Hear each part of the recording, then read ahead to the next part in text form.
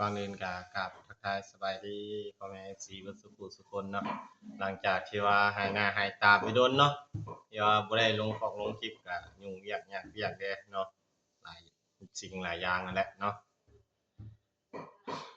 ช่วงนี้ก็เฮ็ดงานเจ้าของเองเนี่ยพี่น้องเอ้ยเฮ็ดอยู่ทางหน้านี่แหละเนาะ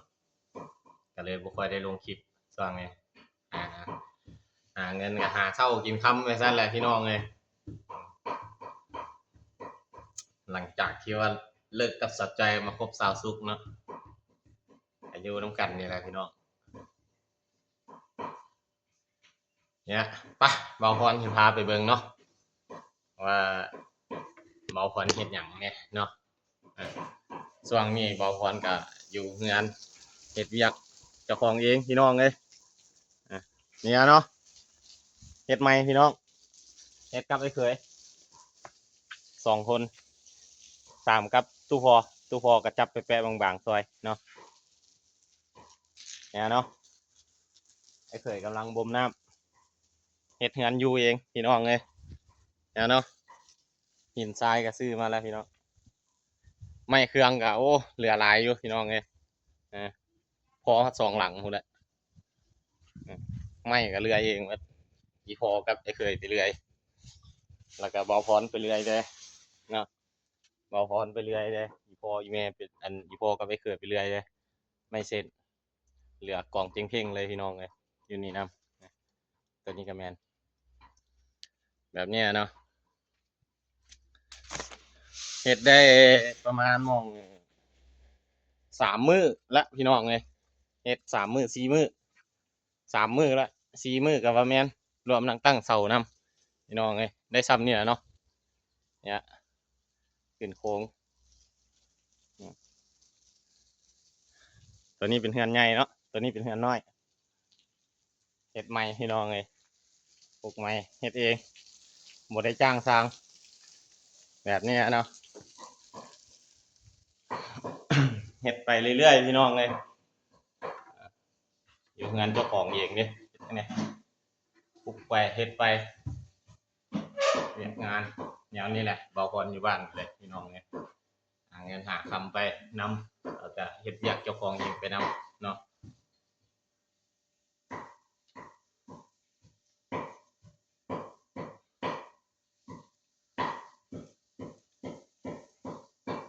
อยู่งานก็มีเบาพรแล้วก็สาวสุกแล้วก็เอื้อยเบาพรแล้วก็อีพ่ออีแม่เนาะแล้วก็หลานชายผู้หนึงแล้วก็ไอ้เคยประจำการอยู่ดอนอยู่อันดอนนะครับเนาะเนี่ยเนาะแม่ครัวพี่น้องเอ้ยอันนี้มันเอื้อยของเบาพรกำลังเฮ็ดอยู่เฮ็ดกินเจ้ย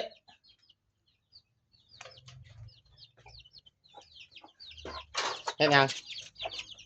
เจ้ยล่างผักพี่น้องเนี่ยเนาะผักปลูกเองพี่น้องเอ้ยยิ้มใส่กล้องจังหวาดด้วยฮะ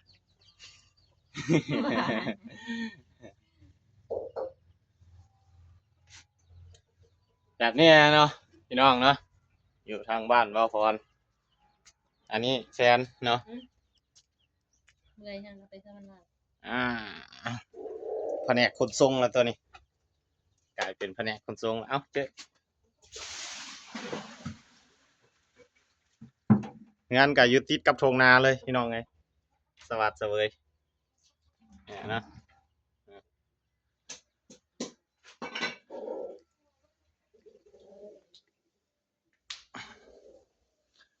มื้อนี้ตู้พ่อตู้แม่ก็ไปฟังไทยพุ่นพี่น้องไงเหลือแต่ว่าพรกับเอื้อยกับแฟน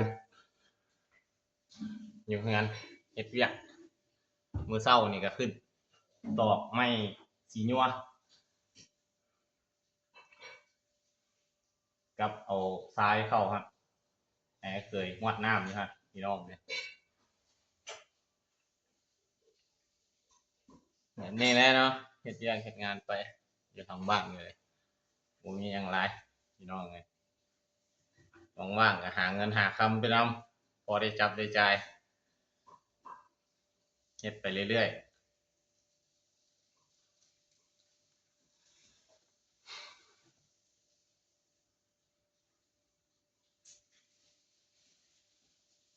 เงินก็ถือว่าได้ดีอยู่พี่น้องช่วงนี้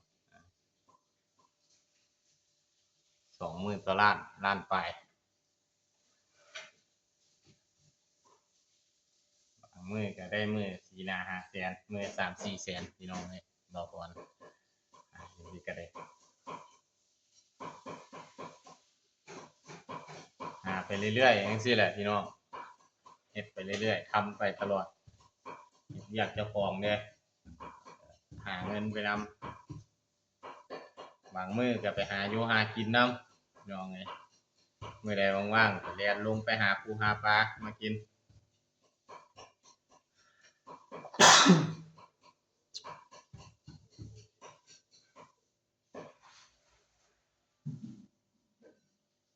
แฟนก็แต่งอยู่พอกินนึ่งข้าวนึ่งน้ำเท่านั้นแหละพี่น้องเอ้ยเอาก็เฮ็ดเวียกเอาเขาก็เฮ็ดเวียกเขาอย่างนี้แหละอยู่นำงานนำสารก็ได้เฮ็ดซอยกันหลายคนแล้วไว